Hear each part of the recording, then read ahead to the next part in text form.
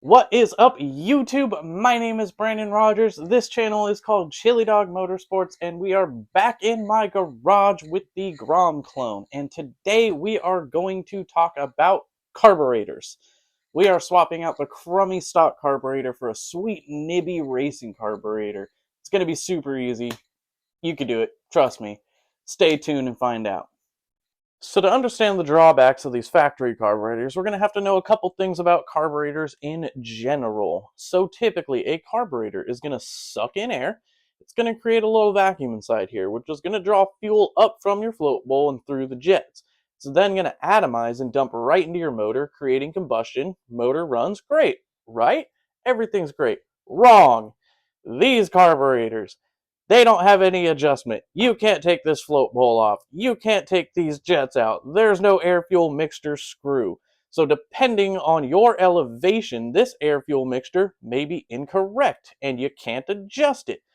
Also, depending on how dirty your fuel is, if these jets plug up, you're not getting any fuel through there. So you're just getting air. It ain't going to work. So by swapping this carburetor out for a quality carburetor, we can pick how adjustable this carburetor is, and we can adjust it and tune it accordingly.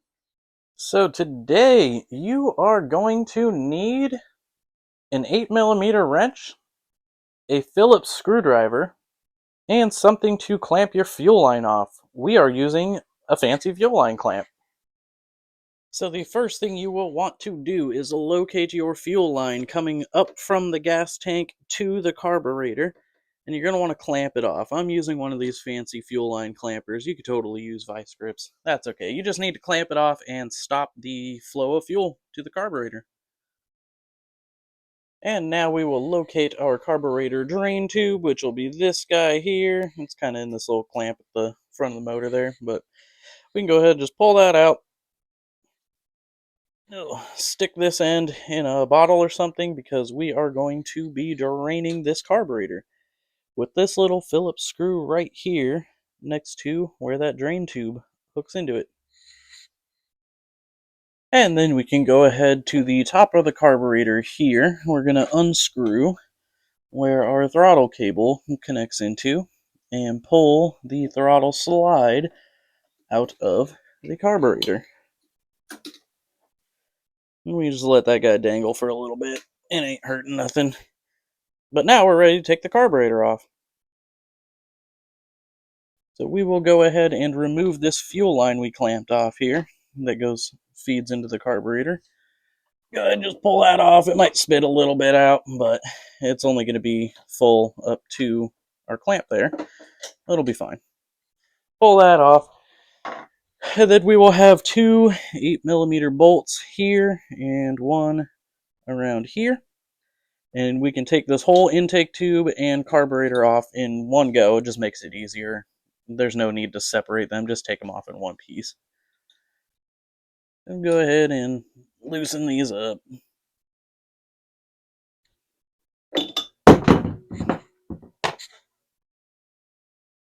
And now we can take our throttle cable out of the throttle slide here. It's kind of a pain in the butt. You gotta bring the spring up like that.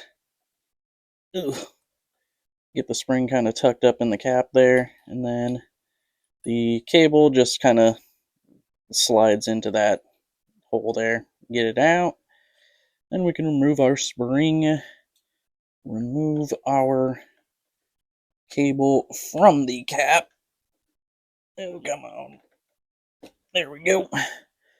Get the cable out of the cap there because our new carburetor has a new cap. And so now is a great time to pre-assemble your new carburetor. I usually just attach it to the intake here, put the air filter on. I've added about 8 inches of extra fuel line to our new petcock because our new carburetor doesn't have the petcock integrated like our old carburetor. So you do have to add one on there if you care about that. But I prefer to pre-assemble it. It just makes it so much easier to put on the bike because now all you gotta do is put these two bolts in there and you're pretty much done. Attach the throttle cable, you're good. If you know what jets you're using, now's a good time to throw them in. I'm using a 115. I forget if that's the main or the pilot. I'm using a 115 and a 40, and I have the slide set to notch number 5, if that helps anybody. Your jetting is going to be different depending on where you are elevation-wise. So just keep that in mind. And as I mentioned, with our carburetor pre-assembled, it's super easy just to put it up in there and then drop the bolts in.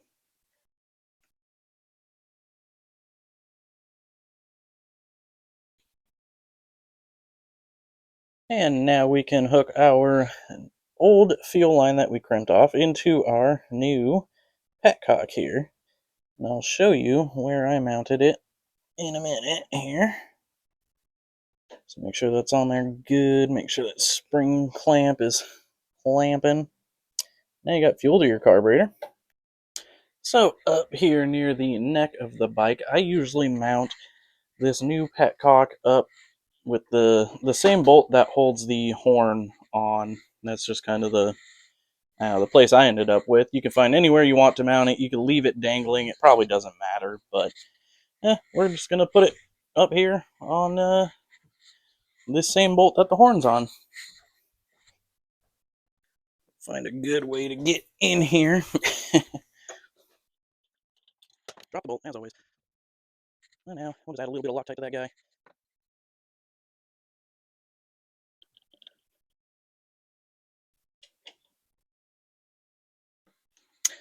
There.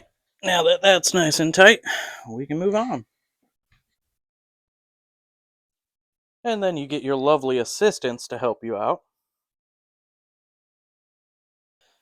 And now we can take the top and slide out of our new carburetor and attach our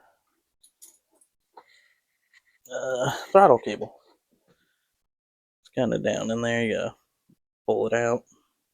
We will take our throttle cable, feed it into the new cap. There we go. Then we will take our spring. The new spring is a whole lot easier to deal with.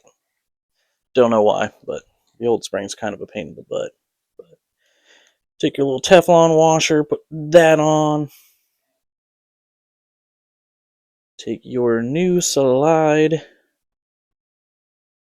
It just goes in that slot there. And let your spring and washer down.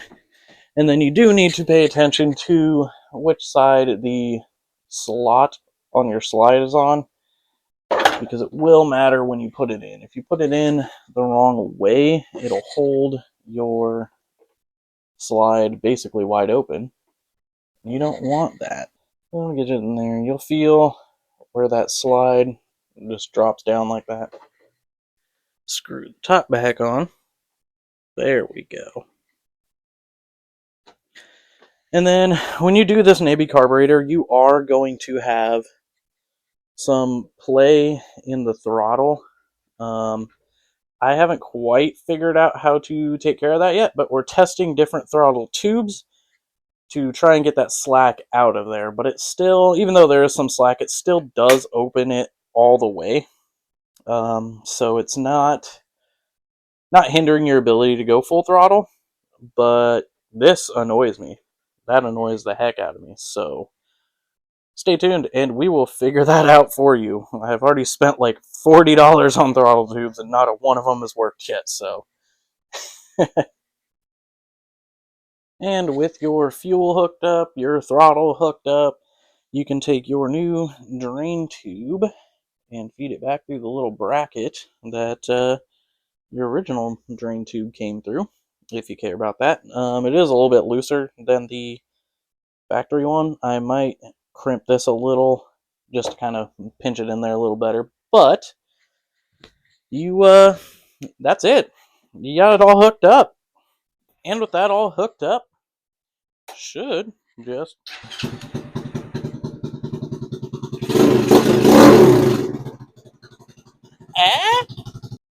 and now you are ready to rip.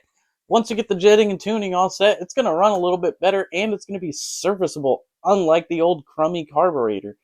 If you'd like to see us do a video on like jetting and tuning, let us know. We can do that for you. We have no problem doing that for you. It's a little tedious, so we didn't put it in this video. But if you like the parts we're using, we're going to link them all below. As always, thank you for watching.